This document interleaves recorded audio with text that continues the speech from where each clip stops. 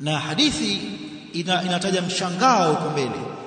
Anauliza maswali, akijibiwa anasema sadaqta, wazidi kumshangaa mpaka kauliza, ina maana hajui. Kajulishwa, anamwambia mjulishaji, umepatia au sadaqta, umesema kweli. Kama hakuwa akijua kauliza nini? Nani kwani huyu?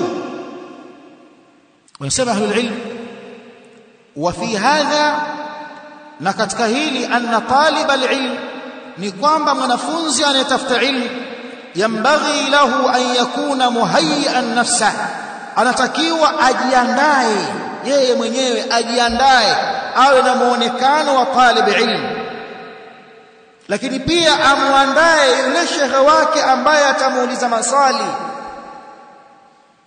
Anamuandaaje shekhe wake ili amjibu ya maswali yake vizuri? Katika miongoni mwa yatakayopelekea kupata majibu mazuri kwa mwalimu wako ni namna kwanza ya ukaaji wako, namna pili ya uulizaji wako, na masaili kama haya.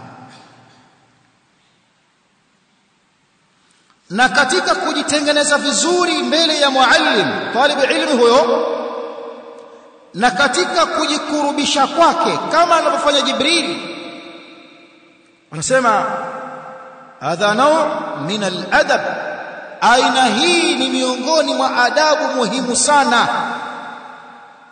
Fa inna su'ala talib al-ilmi lil-alim, kwani maswali ya mwanafunzi kumuuliza alim au suali ya mwenye kutaka kujua kumuuliza talib ilm, lahu atharun fi qabuli al-alim lis-suali, muonekano wake, adabu zake zina athari katika alim, yani kwa alim, katika kumkubalia masuali yake na katika kumfungukia kimajawabu.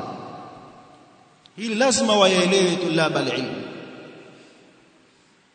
Unaulizaje swali? Yani haia yako na muonekano wako ulikuwaje, kuwaje kipindi unauliza swali? Umeegemea ukuta unauliza swali? Umenyosha miguu unauliza maswali? Yani unamuuliza kama vile mtu, kama vile fulani wako tu kinyangarika hivi labda? Au ulitoaje lile swali lako, mtoko wa swali lako ulikuwaje?